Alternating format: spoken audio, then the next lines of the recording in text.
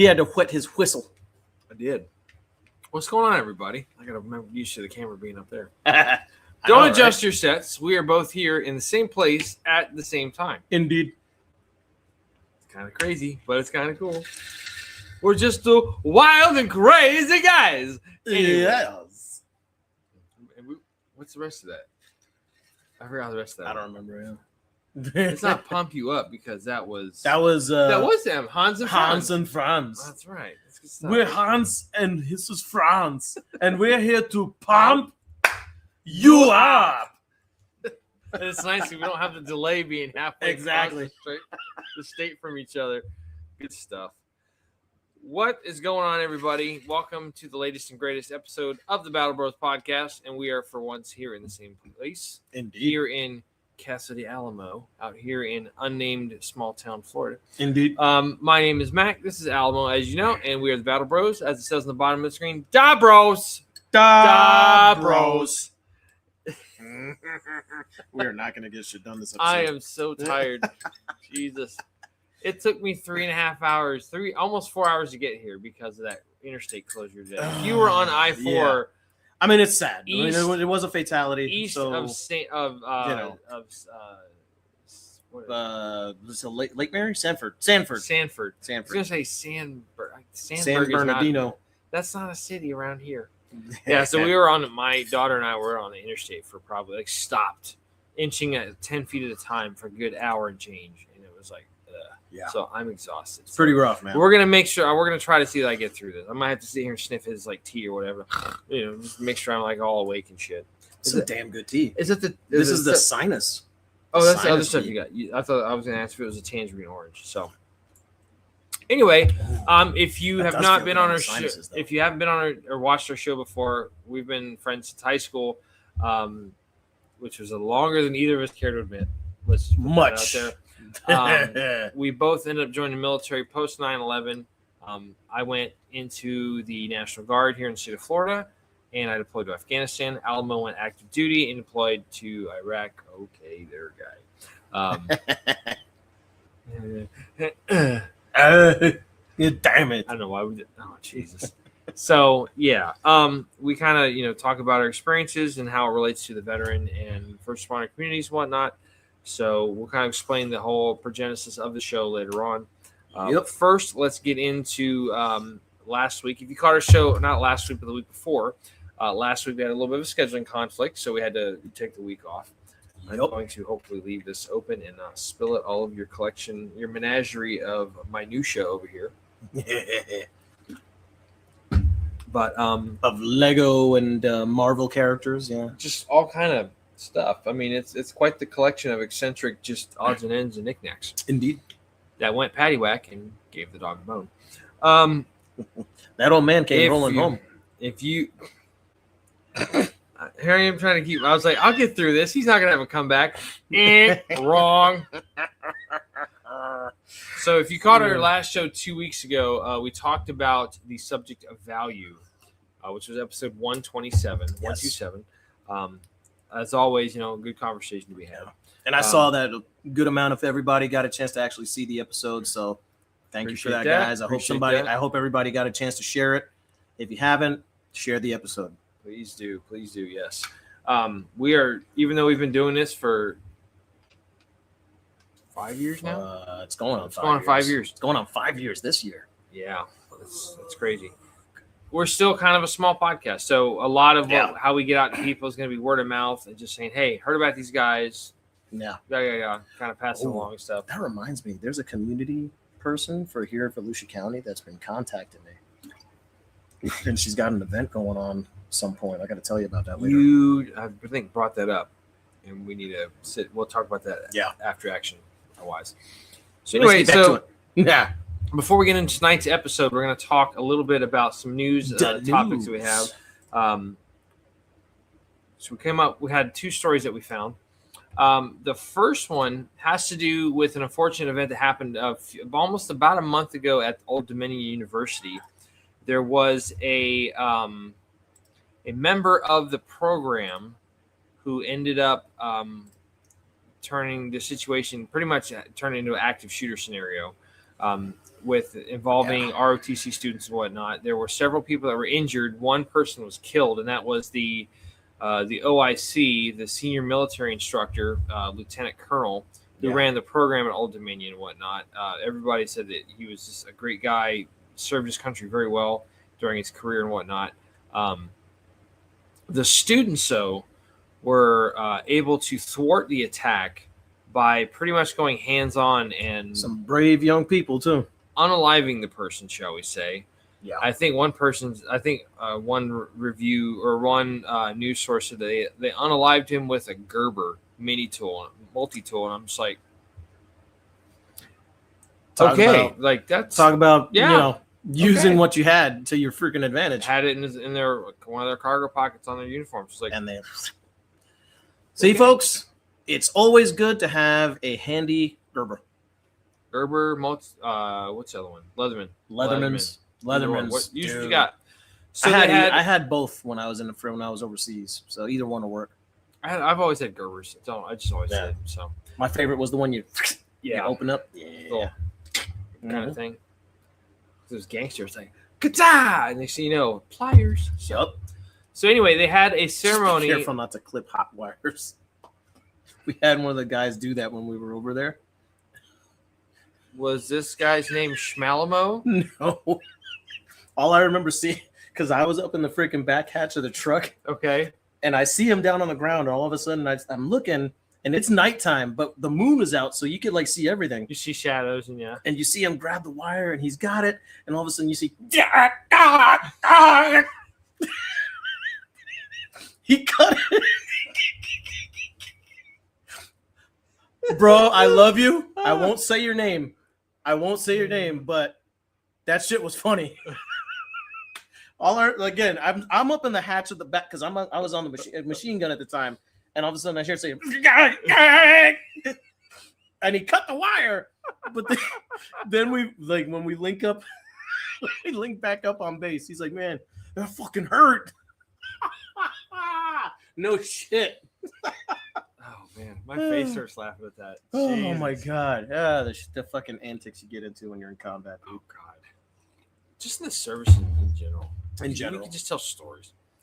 Anyway, sorry, folks. Back to the story at hand. Squirrel. So pretty much. So the reason we bring this up, they had a ceremony between the Secretary of the Army.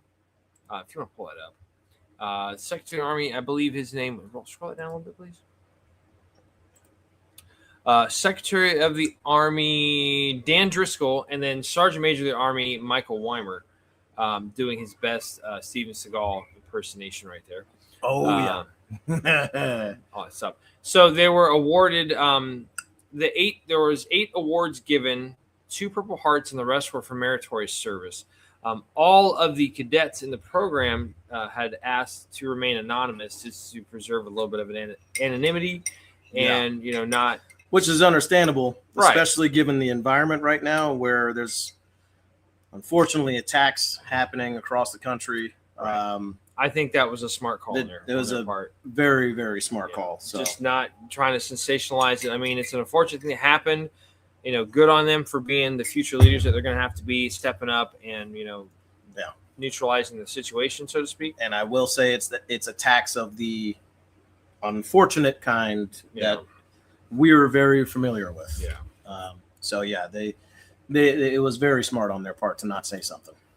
So I mean, but that's also good that Secretary of the Army and Sergeant Major of the Army, stepping up and saying, hey, we want to recognize this now. That's good on them for doing so.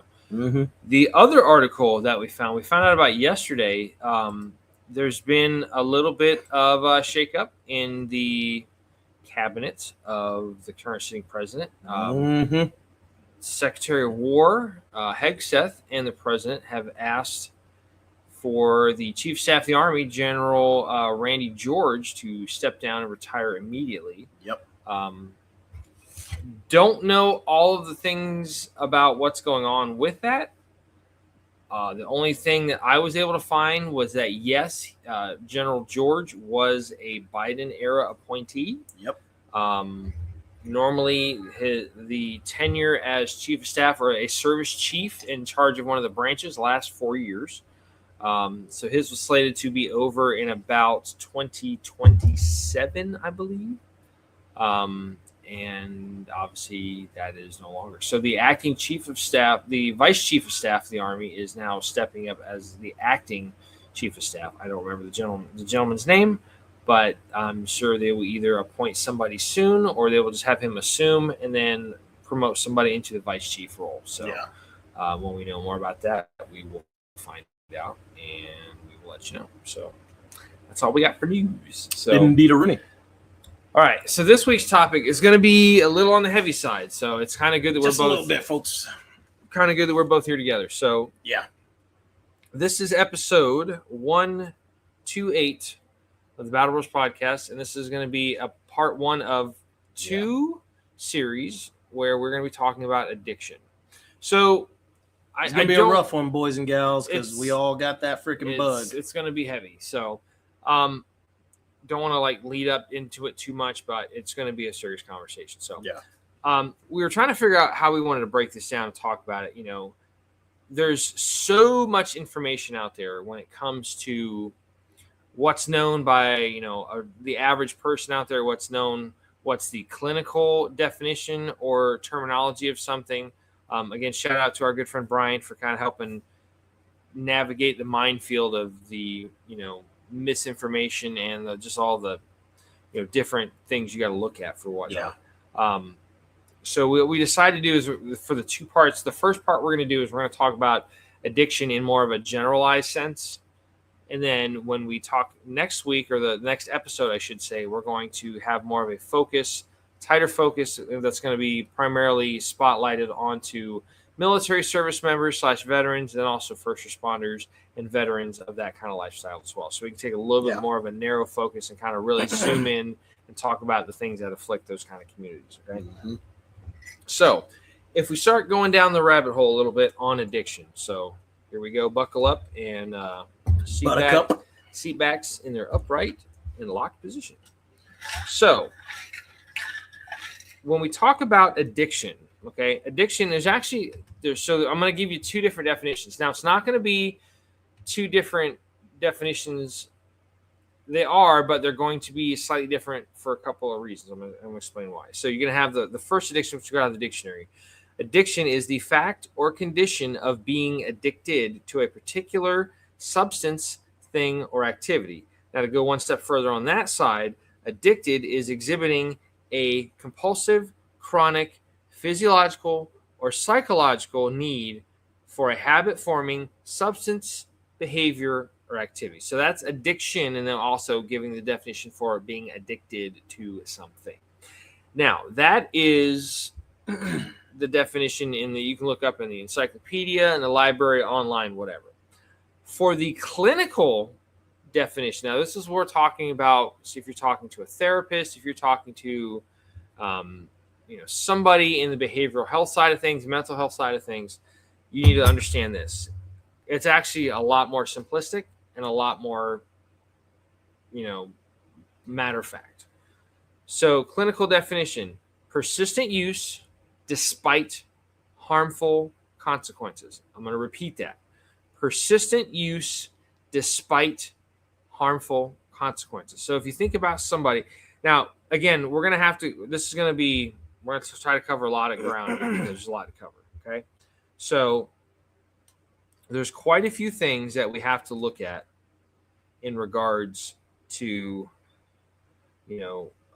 addiction and whatnot. So there's a lot of, when I say there's misinformation out there, it's not so much misinformation, but it's kind of like the general consensus that's out in the public eye. More like a public opinion about I guess you could say the statistics or the information that's out there, rather than just the kind of baseline, like medical and, clinical type of like, this is what it is.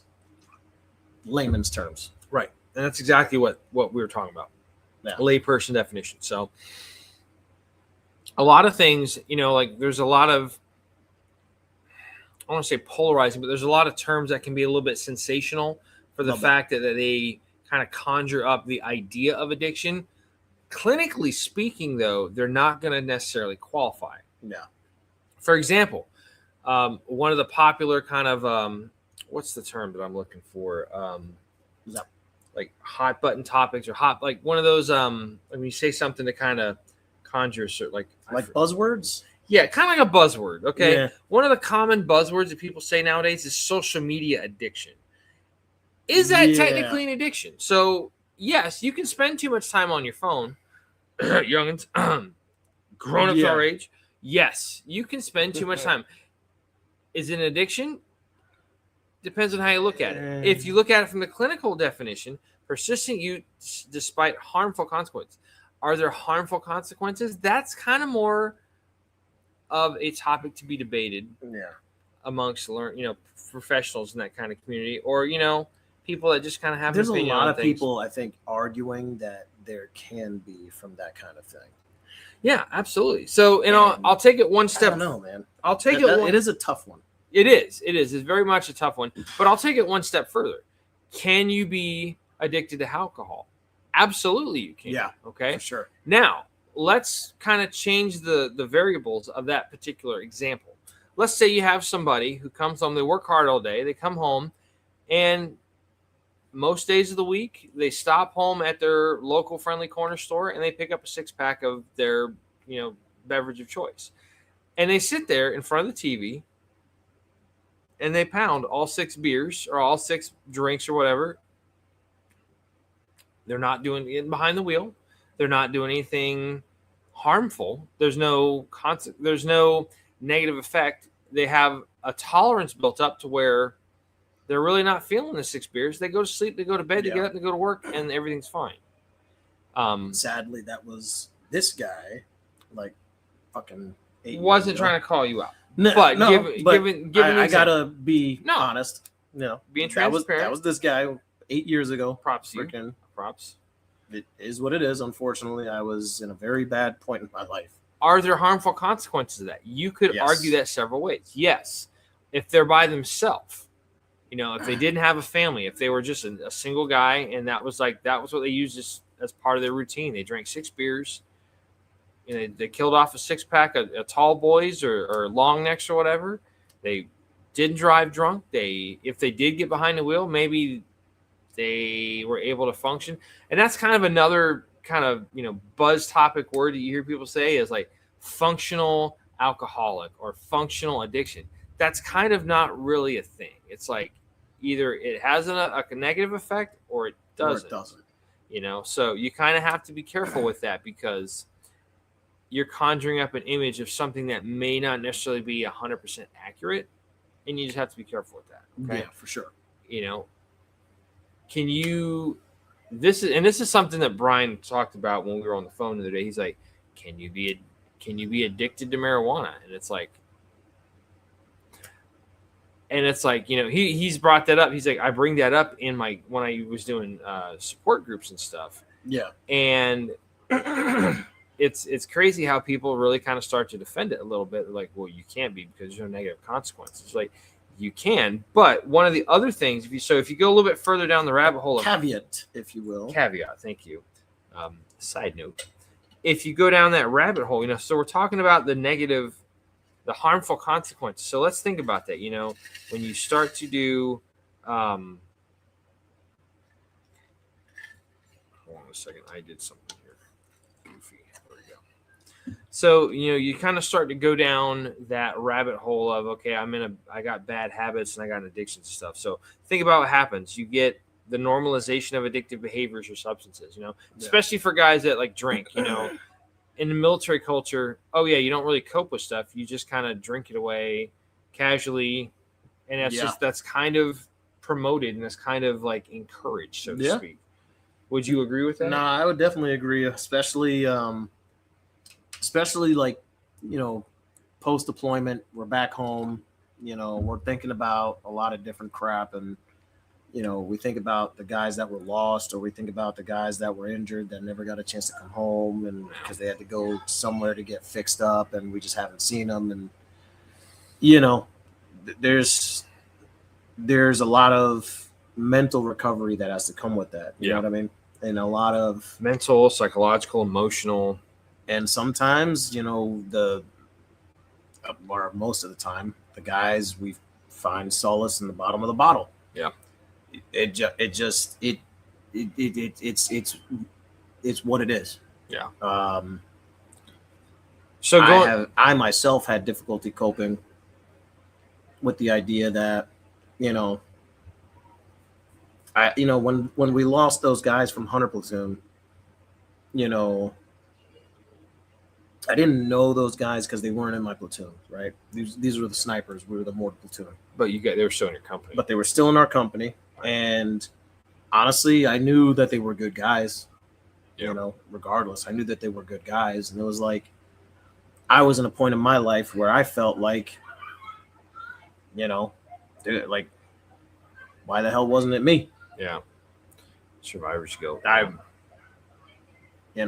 still wrestle with that. Like, I still think about Paul sometimes, Yeah. like, because he ended up in my exact unit, in the same company, in the medical platoon. Yeah, but he ended up being in the same company as you me, guys are same both battalion. in HHC, right? Mm-hmm.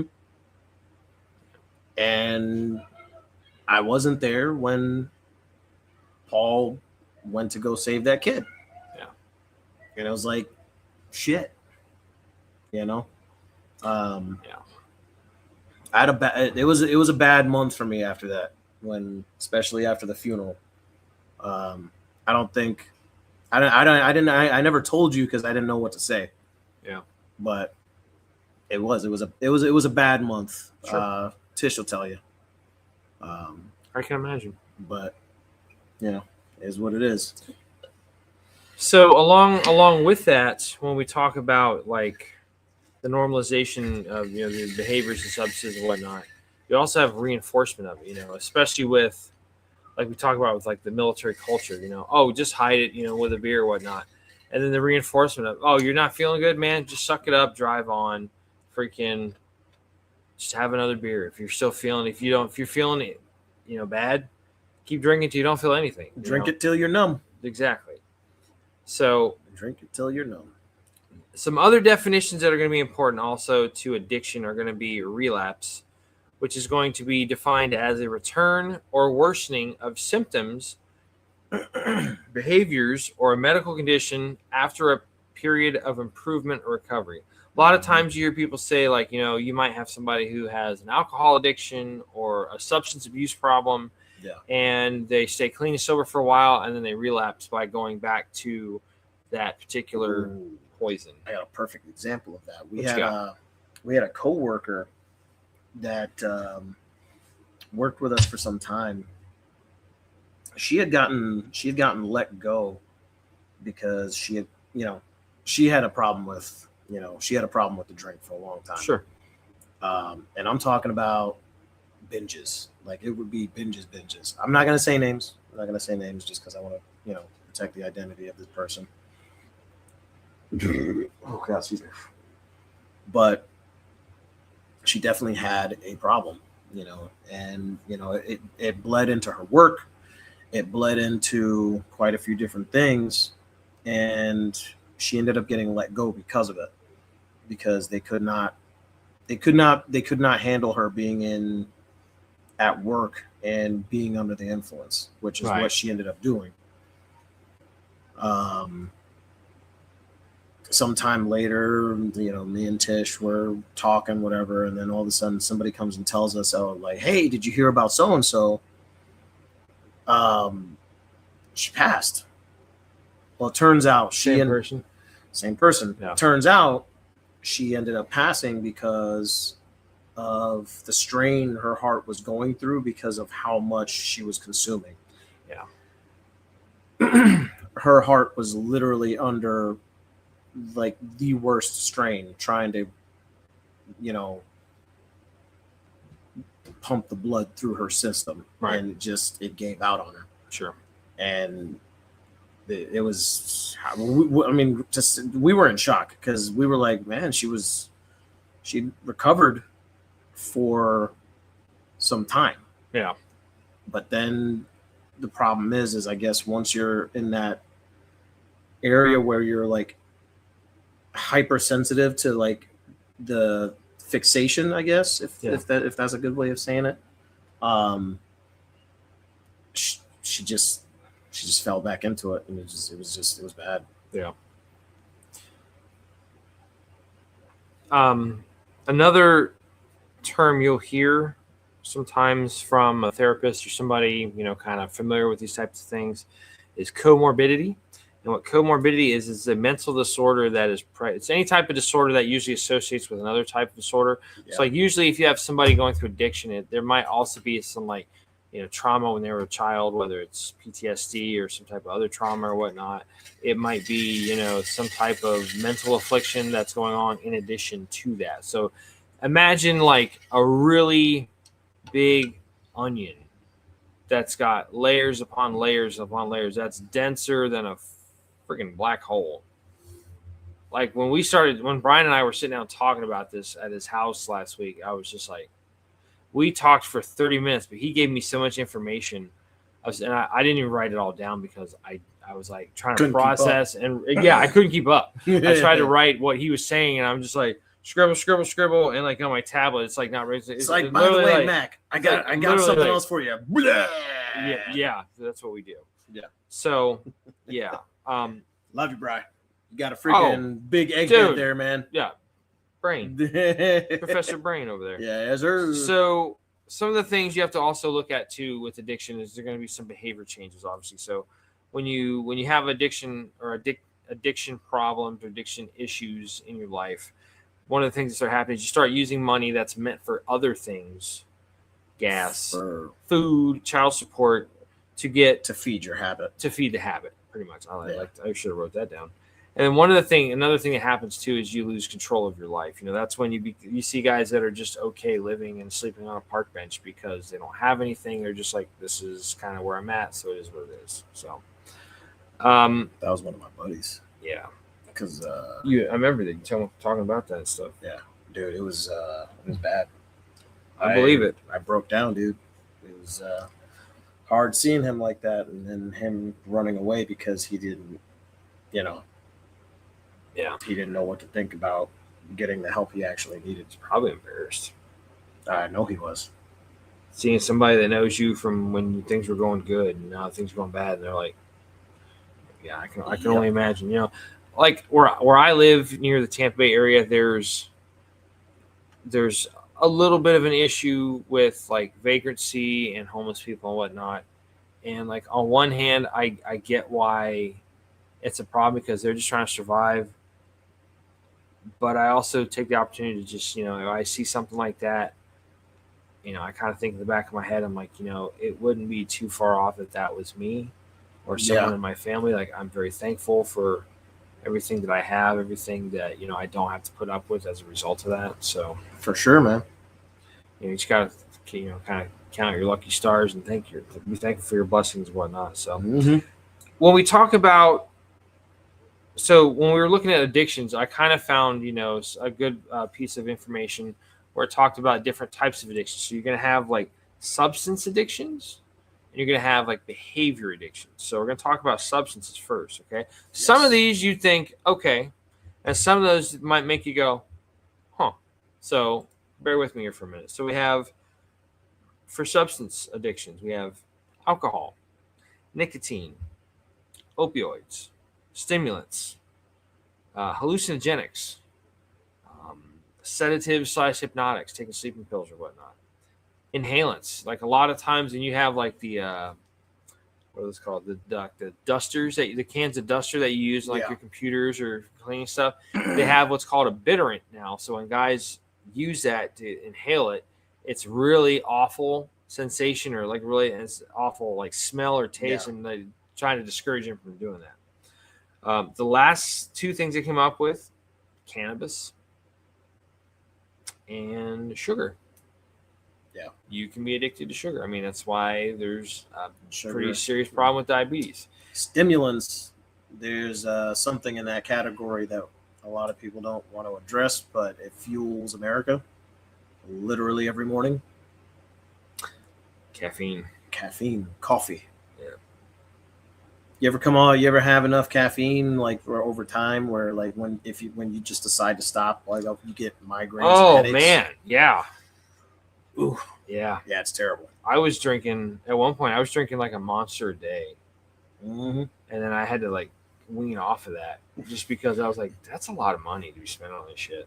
Yeah. And like until I kind of got right with it, yeah, I would get some headaches like pretty bad. But I think it was also the fact too, like being in the summer, like just being dehydrated as well. I'm not trying to negate the fact that I was doing a Monster a day, and sometimes I was doing like a Monster coffee in the morning and like a sugar-free Monster in the Those afternoon. Locomochas are pretty damn good. Oh god, the little Irish ones, like the Irish creams, yes. Freaking delicious. Oh my god, and that's why does addiction got to taste so damn good? Like seriously, I think that's part of the. I think that's part of the issue. that's part of the issue. I think that's part of the issue. No joke. It's like they do it. They make it good on purpose so that you continue to stick with the habit.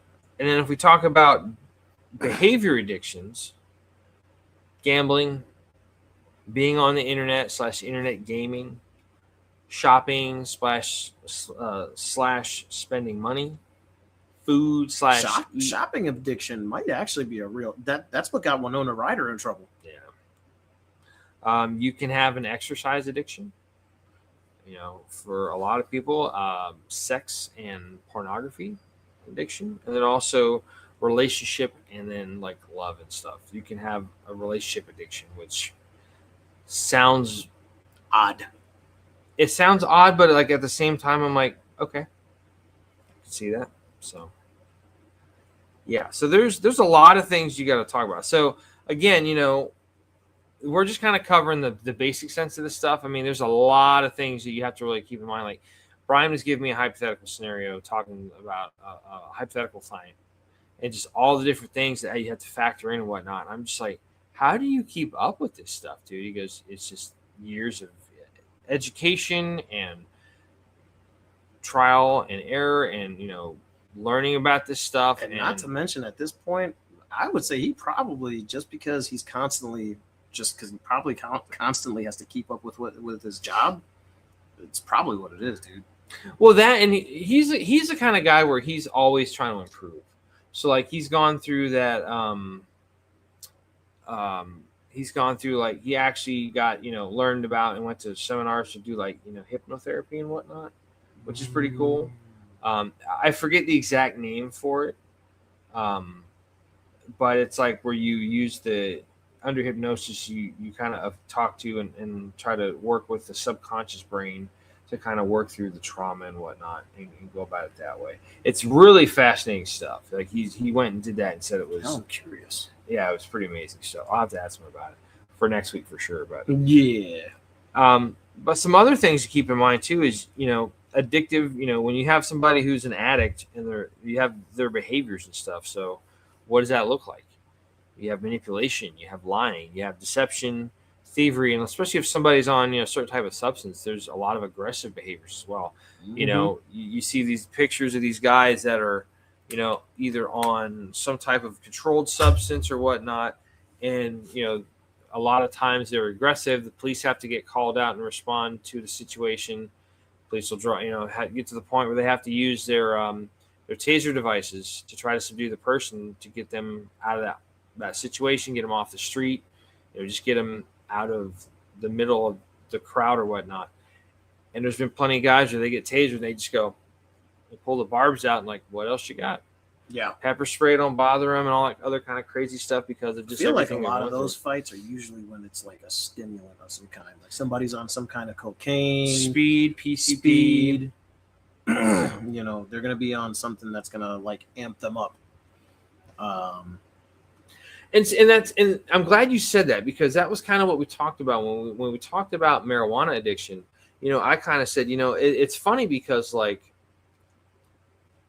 the stigma around it is very, very different. Obviously if you have somebody smoking or using like a vape that's got THC in it, not too many people care. It's very commonplace nowadays. Absolutely. You have medical marijuana cards here in the state of Florida. The stigma behind it's gone. If you get caught with a certain amount of marijuana, it's a simple citation. It's a ticket. Yeah. It's a possession ticket. You mail it in, you pay it off, all that kind of shit. You go from there.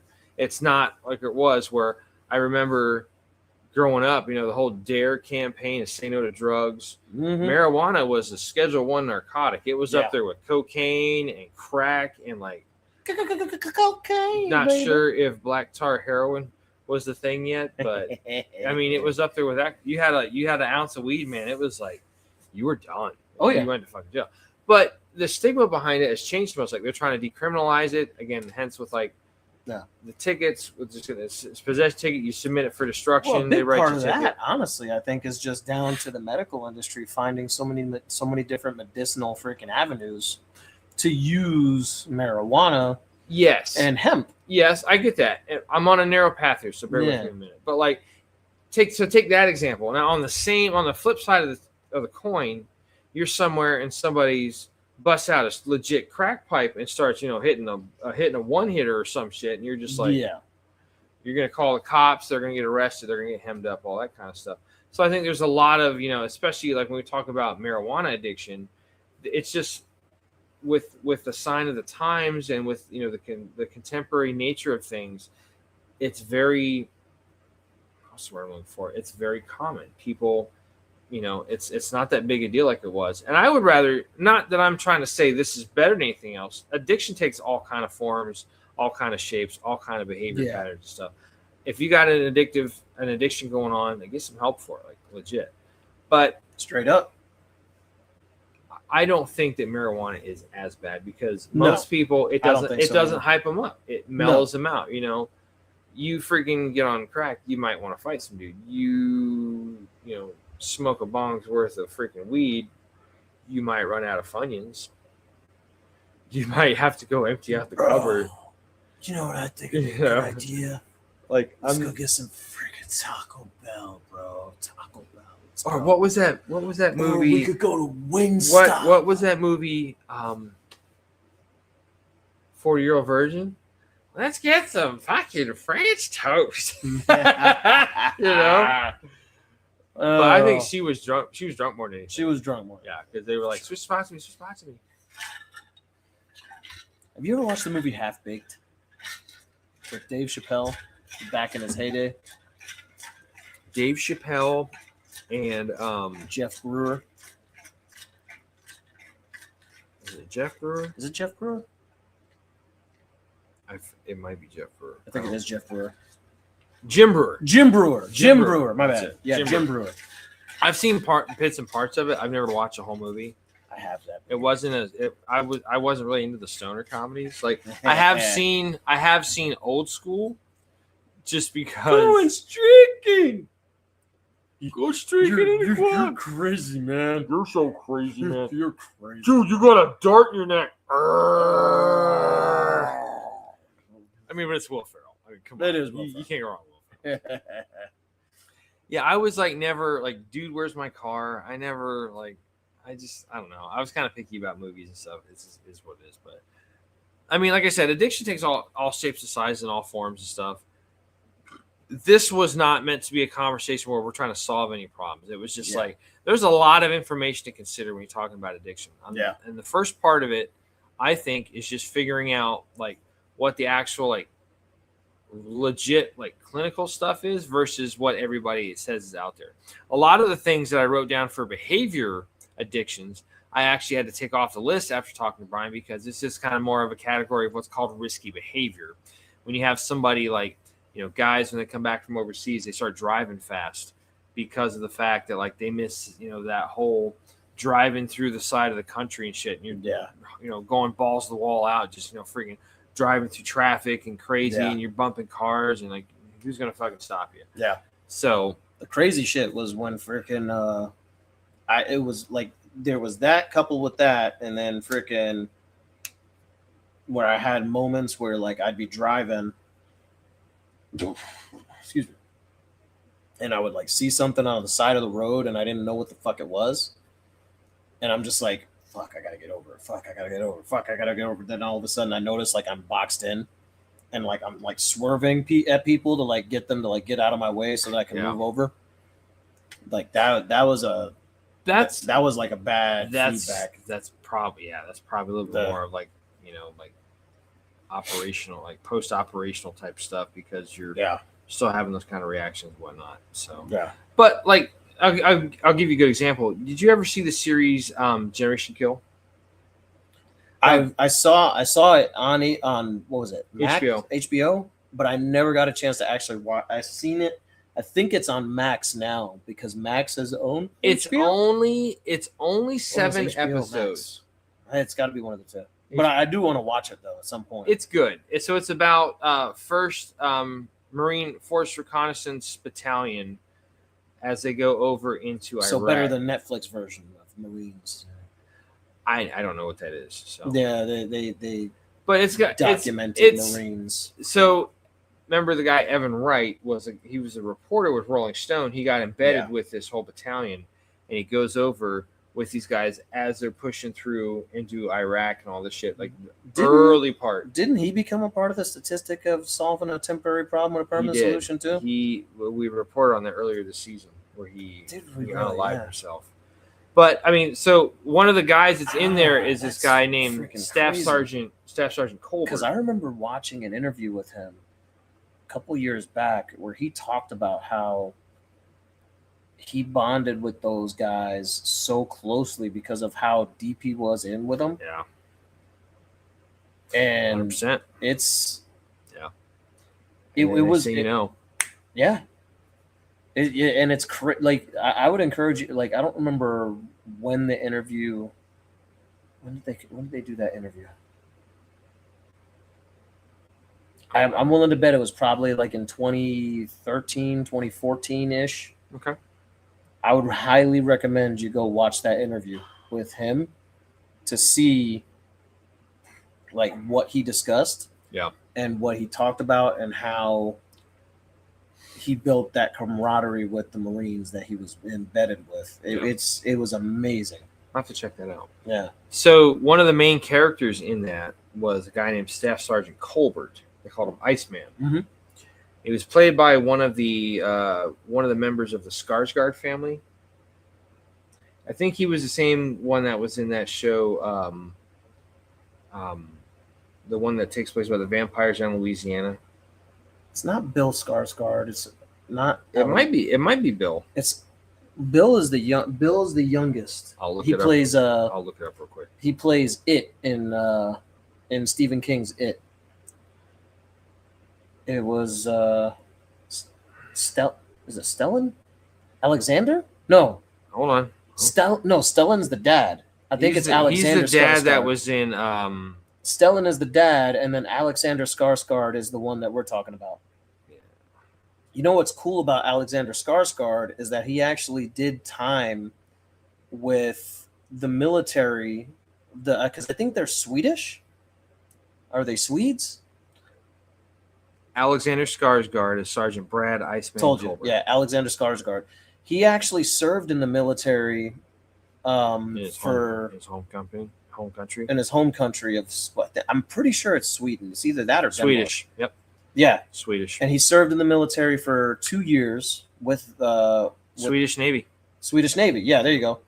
So, which actually, when he does military roles, allows him to like just kind of fall into place, like that. Like, and that's exactly saying? why you had Dale Dye, who played Colonel Sink on Band of Brothers. Yeah, he was in Vietnam as an infantry marine, and then he became a public affairs marine, and he started his own company called Warriors Inc. And he puts these guys through boot camp, these actors through boot camp, so they have some frame of reference when they go to portray these roles of like military people.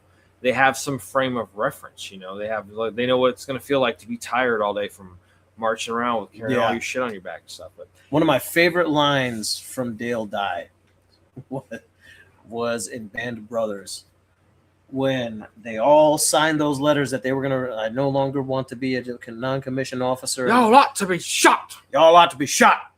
Just literally, that was it. Y'all ought to be shot. There's nothing but an active mutiny on the biggest damn military operation in history. And he lays into those. Y'all a disgrace to the 101st Airborne. And he did a good job of doing the accent of the time and stuff like yeah. But anyway, so the real Brad Colbert ended up getting his driver's license suspended for like 6 months or so because he got DUI. He got ticket after ticket. Like you would be in a car or a motorcycle doing like 120, like driving stupid hella fast. Bad out of hell. Yeah, and he talks about it very candidly. He's like it was dumb.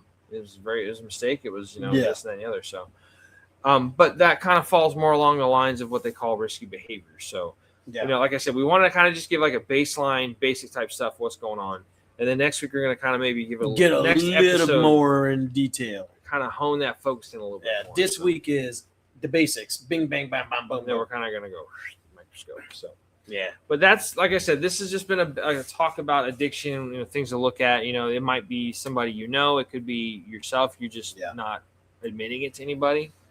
And we encourage you. Take it from this guy here, man. I was honestly, he had to tell me when I got back home, dude, I'm freaking worried about you because I was slamming like a 16-pack every other day. So. And I was just like pissing it out like it was nothing. And my then fiance, now wife, was essentially telling me the same thing. Like dude, I'm worried about you. Like it's not weak to admit you got a problem. It's not. And that's honestly part of the big stigma is just admitting, not to get all like, get into the whole what do they call it? Like the like the whole therapy thing, admitting you have a problem is the first step. We're not trying to talk about all that. Yeah, we're not AA-ing you. Not in the cheesy like half-ass sense. Like if you got a problem, okay, cool, recognize that. Yeah. But also say, okay, what can I do to improve my position? Correct. What can I do to improve where I'm at right now? And that's what's important. So, again, this has just been like a basic talk on addiction and whatnot. The next episode, we're going to kind of focus a little bit more and talk about more, kind of what focuses on what it's going to be a little bit more applicable to like military and veterans, first responders, that type of stuff. So, again, 2-part series. So, dude, did you have anything else you wanted to add, dude? Nah, just that was it. Just admit you got a problem. Yeah. It's not. It ain't going to do nothing but help you in the long run. Sure. It's going to be a little difficult and awkward at first and uncomfortable, but hey, you kind of, like we talked about, get comfortable being uncomfortable because that's going to be at least a part of your military career at some point. Yep. So that was part of our motto in the infantry, wasn't it? Get comfortable being uncomfortable. If it wasn't, sleep on a damn log with spikes on it. If it wasn't, it was encouraged. So, but anyway, so if you don't have anything to add. Good. So we're going to start closing out the show like we always do. Again, this has been our talk on, a basic knowledge about addiction and whatnot. So we're going to start closing out our show like we always do. So Alamo and I, like I said, we've known each other since high school. I was a senior when he was a freshman. And that's when 9/11 happened while we were that year during school. Yep. And that kind of changed the course and the trajectory of our lives forever. So we became friends, stayed in touch throughout the Army, throughout us being over halfway around the world and whatnot from each other. We ended up having a job together where we worked in the private sector at a retail establishment in the firearms business with a friend of ours named John. John was character. John was. There's no one easy way to describe John. He was just the best dude to have in your corner. Like, he was a funny fucker. He was just hilarious. Made work so much fun. Like, I honestly don't know how we didn't get more trouble.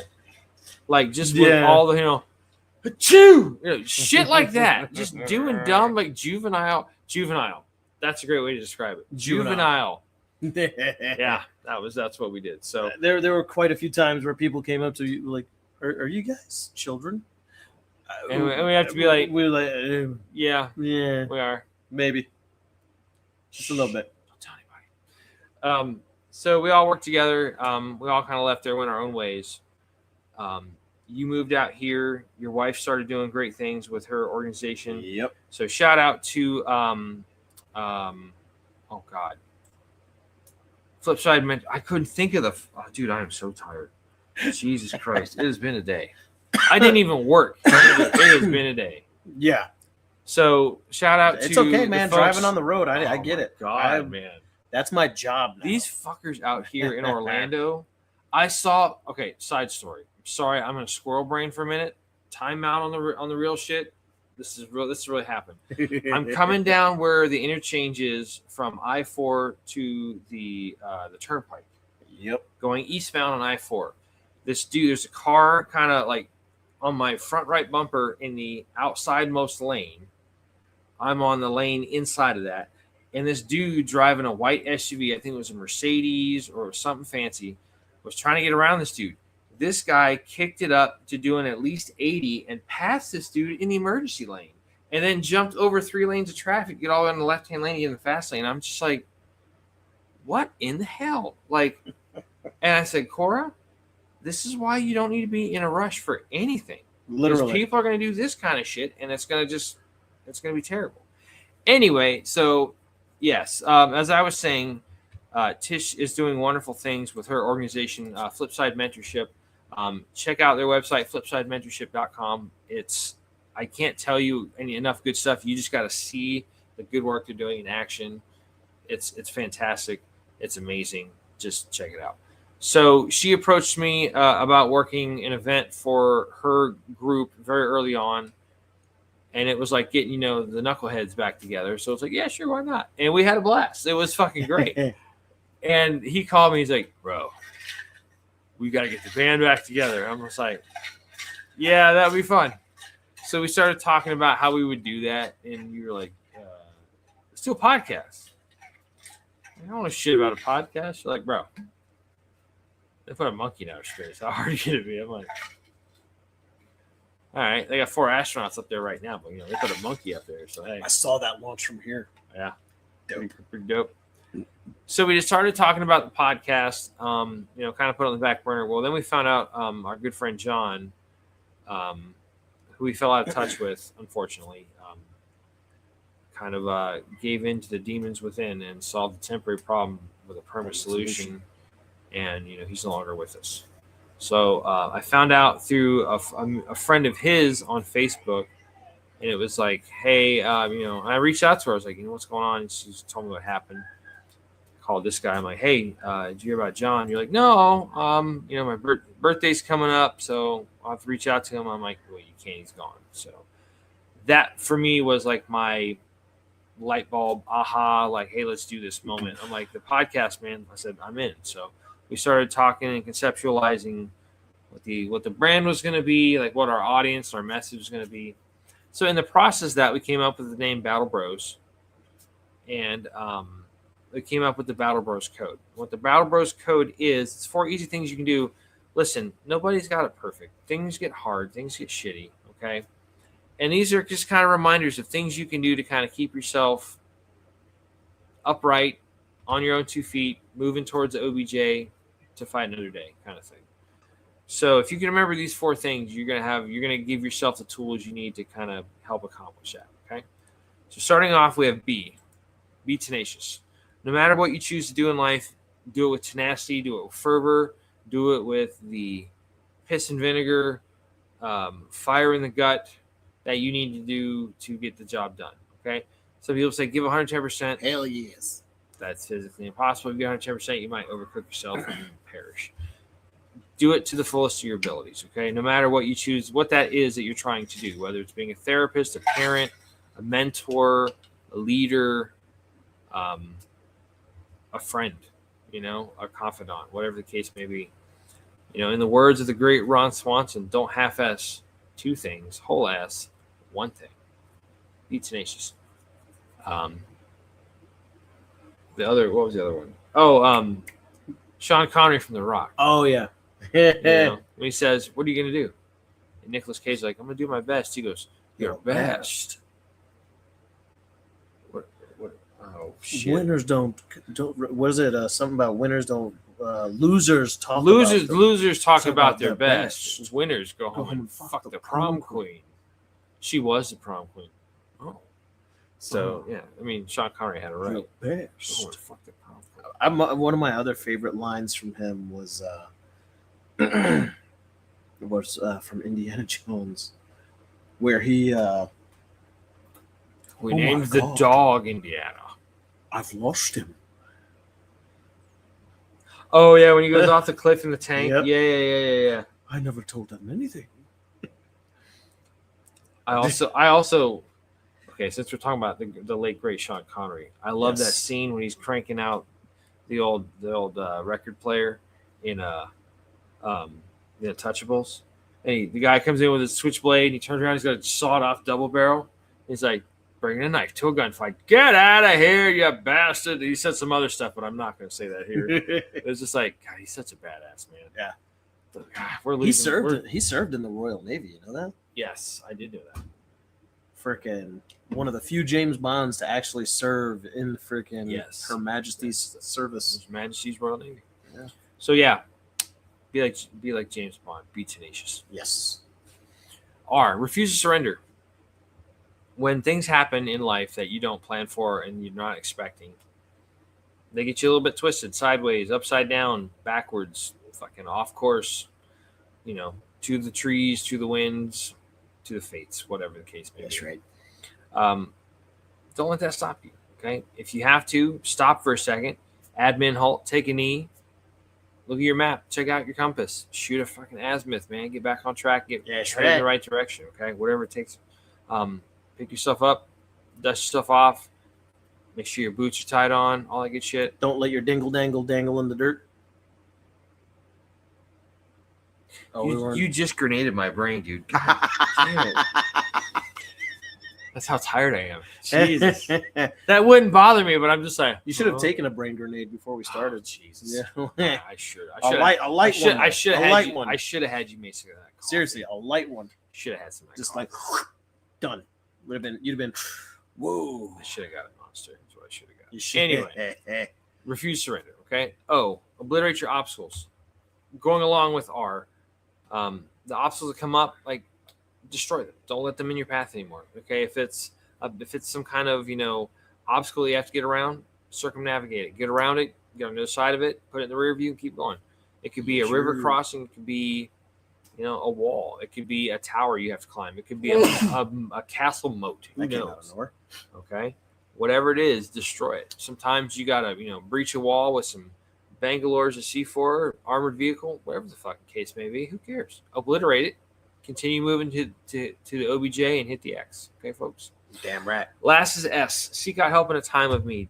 As you mentioned with our good friend John, there isn't anything we can do to bring him back. And that's unfortunate because John was a great guy. He's a guy worth knowing. Would have given you the shirt off his back, literally. Just always worried about his fellow person and whatnot. Don't make the same mistakes. Okay, like we said earlier, if there's something going on, whether it's addiction, whether it's depression, whether it's something heavy that's just that 100-pound gorilla on your back, talk to somebody. Okay. Yeah. Seek out help. It could be anybody. If you have somebody that you can talk to, family member, a friend. If you have, a coworker, reach out to them and talk to them. Obviously that's going to be up to you to kind of decide, hey, this is a person I can trust with this, or that shows the maturity, that we can talk about this, have a destructive conversation. Not going to put me down and, bust balls and, break my chops, all that kind of shit. That's on you to figure that out. Ball busting's part of the game. It is, but if you are a person that doesn't have one of those, there's options out there for you. If you feel like you're going to go down a bad path of no return and you're going to do something to hurt yourself, stop. Okay, take an admin halt, take a knee, and just realize where you're at. Okay, you're 6 feet up. Things are not that bad. Okay, there's always options out there for you. If you feel like you're going to harm yourself, if you don't have somebody you can call or reach out to, there's a National Suicide Prevention Hotline. You can contact them one of several ways. There is the phone number at 800-273-8255. Again, it's 1-800-273-8255. The last four spell TALK, Tango, Alpha, Lima, Kilo, 1-800-273-TALK. You can also dial 988. Again, that's 988. Or you can now text them at 838255. Again, that's 838255. Once you get in touch with them, you hit option 1 to talk to a live operator on there. They have folks that are there 24 hours a day, 7 days a week to help you get through your time of crisis. That is a wonderful resource. Please don't be afraid or ashamed to utilize that. All right. You deserve to be here to pass on your knowledge, your wisdom, your stories, and what you've learned to the next generation, to your fellow vets, to your family members, your friends, all that good stuff. So if you can remember those 4 things, be tenacious, refuse to surrender, obliterate your obstacles, seek out help in a time of need, it's going to help you get to a better fighting position to where you can make it on to the next day, to the next day, to the next day, and so on and so forth, and keep yourself in the fight. Okay, so damn Skibby, please help do that. Okay, this whole journey that we're on is all about this right here. Okay, on average, there are 22 veterans a day. At one point, it was 22 veterans a day, and from what we've been seeing, it's probably a lot higher. Probably more. Yeah, from the research we've seen. Yeah, so which sucks. Yeah. That is kind of our mission. That is what we're trying to help put a stop to. So if you can help us do that, if you're watching or listening to this show, thank you. If you are saying, this really doesn't apply for me at this particular time, but I know somebody that might be somebody that might be responsive to this, feel free to pass it along. We're still word of mouth. We're still a small podcast and whatnot. Don't be afraid to say, hey, we were watching these guys. He's good looking. They're both funny, but this guy scares children because he's got a ginormous ass head. Okay, that's fine. I'll eat that. That's fine. I'll eat that bag of shit. So whatever, But the idea is we're trying to get the message out there to help people. Okay, so that's what is going to be crucial on your part to help us. So if you would do that, we'd be super appreciative. Thank you, and thank you for taking part in that. I'm going to pass it off to this handsome SOB. He's going to finish us off for the night, and then we're going to get the hell out of here. So. Finish us off. Oh, Jesus. Shoot. He had to cross his leg over and go, oh, wait a minute. Finish the damn joke, Jesus. I need my beauty rest. So I don't know why I just did that. That's how tired I am. I'm legitimately exhausted, man. Getting. All right. So if you want to language, you understand. Mira, I beat you with my chancla. Okay. Oh, snap. So if you want to catch us on the social medias, we have multiple different social medias that you can catch us on. We have Facebook, we have Instagram, we have Twitter. Go ahead and catch us there. You can at Facebook, you can find us at facebook.com/battlebros.podcast. Or if you want to just search us in the bar, go ahead and search battlebros.podcast. Excuse me. On the Instagram. Okay, it's that pizza. It is that pizza. That was good pizza. That yeast. That's that good yeast pizza, and that good dough. It's kind of tearing me up a little bit. On the Instagram, you're gonna search us at BattleBros_podcast in the search bar, and you'll find our page there. And on the Insta-Twit, aka tweet, the X, formerly Twitter. All you got to do is put in at BattleBrosPC. Very simple, at BattleBrosPC. And you can find us there. Go ahead and instant message us on each one of those platforms. We'd love to hear feedback. We'd love to hear, hey, we love this about this episode. Can you guys talk about this next week? We're not afraid to take suggestions, but hey, absolutely like this conversation, but maybe focus on this. This, I think, would be a good opportunity to talk about this kind of topic. Sure, absolutely. So honestly, at the end of the day, we want to talk about what you guys want to hear about. So if you guys feel like you want to more privately join us in conversation, go ahead to our battlebrospc@gmail.com. That's our Gmail address, battlebrospc@gmail.com, and where you can message us about anything that you like. If you feel like you want to talk to us privately about what you liked about the episode, what you didn't like about the episode, or what you want to hear about, or maybe you want to say, hey guys, you are a couple of asshats, but you guys got me through a tough moment. Hey, that's a message that we've been waiting to hear for 4 freaking years. So just hearing that once will freaking make our damn day. My daughter asks all the time how many followers we have, because that's the metric of that generation. The younger kids, they want to know followers and likes and all that shit. Yeah, my boys ask all the time too. And I'm like, I said, sweetie, that's really not a metric that we're tracking that hardcore. Are followers important? Sure, absolutely. But if we could have one person come up and say, "Hey, you guys stopped me from going down the path of no return," that would be amazing, because that would be validation for what all the work we do with this show. Like, it's heck yeah, and it's not easy. I mean, it's easy to go on and talk and all this kind of stuff, but like 3 nights a week, we have regular jobs that we do. We have families, we have responsibilities to our families and stuff.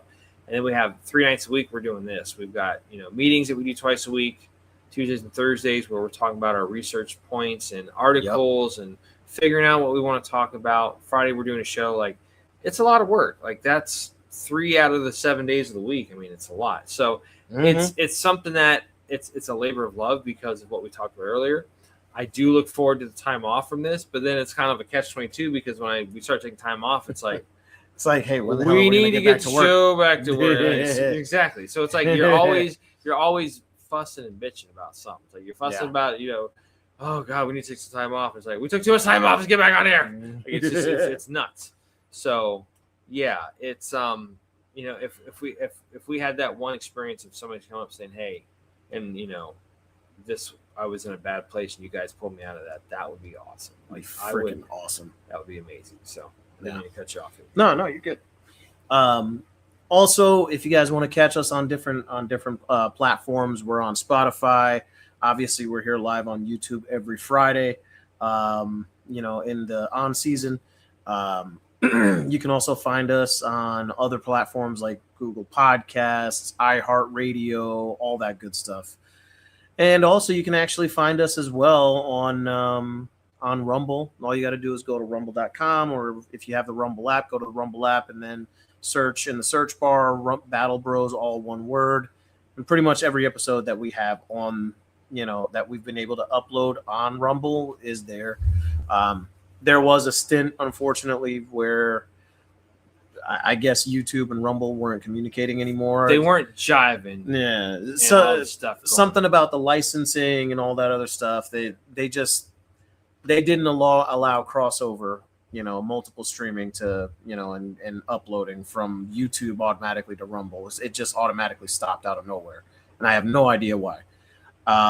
But I definitely try to get on there as often as possible and upload the stuff as soon as I possibly can. I am a much busier man nowadays because of the work I do, but I try to get on there as often as I can to do so. Where the hell did you find this? You like that? I need this. So I'm sorry, squirrel moment. So talking about his desk, his menagerie of minutia, there's a little thing over here that says answer desk rates. Answer, $1. Answer which requires thought, $2. The correct answer, $4. Dumb looks are free as always. So yeah, this is why it's probably not a good idea that we're in the same room doing the show, because we're just like, it's like so distracted. It's like, ooh, squirrel, yes, yeah, friggin' so, yeah. But I mean, yeah. So it's a good thing there's 100 miles in between us when we do this shit. But yeah, so definitely catch us on all the platforms that you like and you find us available on, and share, man. Like, follow, comment, because we're not going to be able to really, expand as much as we want as long as, if nobody's talking to us. So the more you talk to us, the more you share, the more you like, hey, the better. And the more outreach we have to folks that might need us, more people that are in a tough spot, we'll see this firsthand, Yes, indeed. And that was, that's honestly the ultimate goal, is just help people in our generation, people that have been through the same stuff that we've been through, military, police, fire, first responder type folks. Mm-hmm. If you're going through a hard time, it's like, hey, it's okay to have a hard time. Let's do something about it, kind of thing. So, yes, sure. Did you have anything else? Yeah. Until next time, rock on, brogade. All right, folks. Thank you so much for joining us. This has been episode 128, entitled Addiction, Part 1 of the Battle Bros podcast. Again, my name is Mac. This is Alamo. We are the Battle Bros. Thank you so much for joining us. Please remember, be tenacious, refuse to surrender, obliterate your obstacles, seek out help in a time of need, okay? We'll see you down the road. Thanks so much, and y'all stay safe and stay pretty. Battle Bros out.